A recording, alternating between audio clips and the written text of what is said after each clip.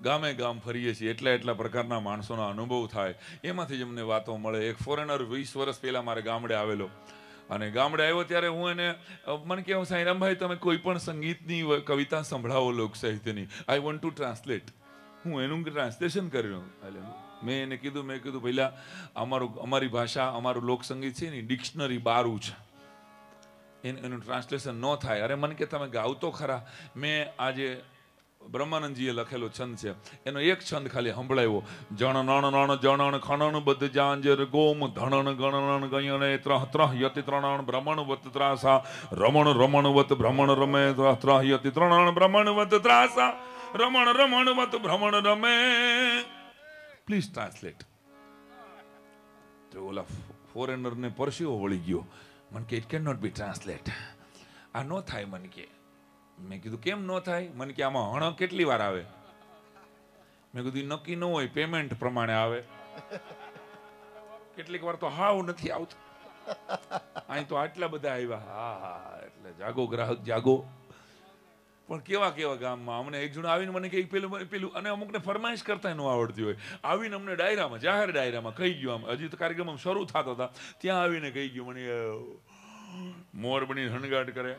એટલે હજી તો આ ગણપતિએ નહોતા માંડ્યા નરેશભાઈ, બનેલી ઘટના. એટલે વિમલને કીધું કે આની ફરમાઈશ છે કાંઈ, સમજ્યા? એ આવડે છે, લઈ લેશું.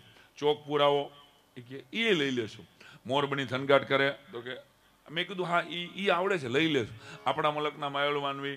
મેં કીધું હા એ તો પાકું આવડે ને. એ ભાઈ કે આ ચારમાંથી એક ગાતા ને ગોળી મારી દઈશ.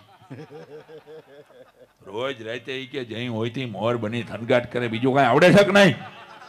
અરે અમે તો ધરબાઈ ગયા ને, કોક આવું અમે ઓળખતા ન હોય. ભાઈ કોક આવીને બંદૂક રાખીને કહી ગયો, ત્યાં તો બે જણા દોડતા આવ્યા. એ કે ફુવા સાહેબ ને જરાક વધારે લેવાઈ ગયું છે. હા ફુવા, કાલ રાતે વધારે લેવાઈ ગયું છે, એટલે તમે ખોટું ન લગાડતા બાપા.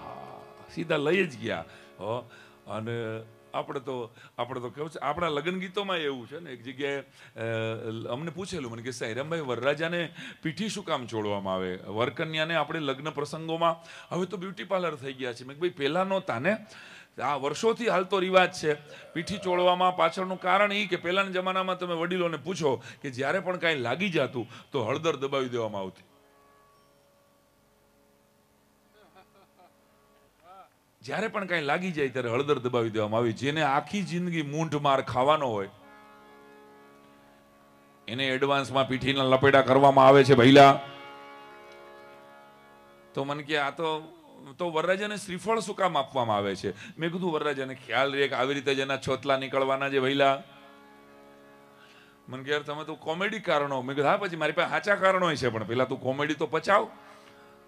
આનું કારણ મને એક જણો મને કે સાંઈરામભાઈ મંચ ઉપર બેઠા પછી ખબર પડે કેટલા કુંવારા ને કેટલા પરણેલા. મેં કીધું આ તરત જ ખબર પડી જાય ભાઈ. મંગળસૂત્ર લટકેલું હોય ગળામાં એટલે ખબર પડી જાય કે બેન પરણેલા છે, અને મોઢું લટકેલું હોય એટલે ખબર પડી જાય કે ભાઈ પતી ગયો છે. કારણ કે બંગડીના ખોબા તો જેને જેને લાગ્યા એ જમીન સીધા ઘર ભેગા થયા. આમાંય જે હજી તો 11 વાગ્યા હોય ને ત્યાં કે ચાલો હવે બહુ થયું જાનું, અને ઘર ભેગા થઈ જાય એટલે સમજવું કે ભાઈનું હાલતું નથી, ભાભીનું હાલે છે. ખરેખર હો. હા. અને એક સમયે આપણા વડીલો પોતાના પાત્ર જોવા નહોતા ગયા. એ છેલ્લી પેઢી હજી આપણા દાદા દાદીની જીવે છે કે એને એકવાર પહેલા તાલીઓથી વધાવી લ્યો. જે પોતાનું પાત્ર સિલેક્ટ કરવા નહોતા ગયા એને મારા વંદન છે. એને ઘૂંઘટ ઊંચો કર્યો ત્યારે ખબર પડી કે ઐશ્વર્યા છે કે જયસૂર્યા. ઉલો રાણી બાદશાહ જે નીકળ્યું એમાં જિંદગી કાઢી નાખી એને. એ પોતાનું પાત્ર સિલેક્ટ કરવા નહોતા ગયા. છેલ્લા 30 વર્ષથી હવે જોતા થયા, આપણે ઇન્ટરવ્યુ લેતા થયા. ઇન્ટરવ્યુમાં બધી બહેનો અહીં બેઠી છે અને ખબર જ હોય ઇન્ટરવ્યુમાં 2-3 સરકારી સવાલો પૂછાયેલા હોય. યાદ છે ને? તમને શોખ શેના છે? આ સવાલ પૂછાણો જોઈએ. બેયમાંથી એક પક્ષે પૂછાણો જોઈએ તમને શોખ શેના છે. આટલું પૂછવામાં આવે અને વળી કન્યા જવાબ આપે આમ ચૂંદડીનો છેડો આમ આમ આમ વાળીને, મને છે ને મને બસ વળી જશે આંટી. ઓકે, થોડીક ઓછી ઓછી.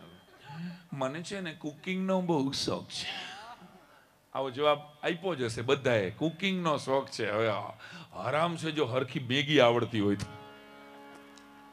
મેગીમાં તારે 3 વાર તો જોવી પડે છે રેસીપી. બેન જવા દે ને, મને કુકિંગનો બહુ શોખ છે.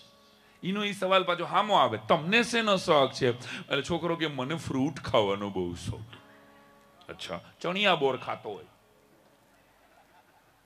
પણ કીએ હું પાછો કે મને છે ને ફ્રૂટ ખાવાનો બહુ શોખ છે. ચણિયા બોરમાં ખબર છે ને 1.5 કિલો ચણિયા બોર ખાવ ને તે 150 ગ્રામ માલ નીકળે. ઠળિયા થકવાડી દે, ખબર છે ને આપણને. હા, મને છે ને ફ્રૂટ ખાવાનો શોખ છે. અચ્છા, તમે આમ શું કરો છો? તો કે હું આમ એડમિન હેડ છું. એટલે કન્યાને તો એમ થાય કે કંપનીમાં એડમિન હેડ છે. લગ્ન પછી ખબર પડે કે રોજો 162 વોટ્સઅપ ગ્રુપમાં એડમિન હેડ છે. આખો દીના 5 GB પૂરા કરે છે. આ બીજું કાંઈ કરતો નથી. અચ્છા, અને આ સવાલ હવે તમે આમ બિઝનેસમાં શું? મારે વુડન બિઝનેસ છે. અચ્છા, દાંતણ વેચતો હોય અને ગણાવે વુડન બિઝનેસ. આવાય પડ્યા. અને આ ઓલો ફોરેનની વાત પૂરી કરી દઉં પહેલા. ધોળીઓ અમારી ઘરે આવેલો એટલે આપણે ફળિયામાં ઓલો ધોકો પડેલો એટલે મને ઓલાએ પૂછ્યું, મને કે વોટ ઇઝ ધીસ? આ શું છે? એટલે મેં હવે આને કેમ મારે ધોકામાં સમજાવવું? એટલે મેં એને કીધું કે મેં કીધું it is Indian washing machine. ભારતીય વોશિંગ મશીન છે. Indian washing machine and multiple instrument. સમજવા વાળા સમજ્યા. પછી લીંબુ મરચા ટીંગાતા હતા બહાર. એટલે મને કે વોટ ઇઝ ધીસ? એટલે મને હવે લીંબુનું અંગ્રેજી આવડે, મરચાનું આવડે વરરાજા, પણ આ બે ભેગું હોય તો ન આવડે. એટલે મેં કીધું this is Indian antivirus system.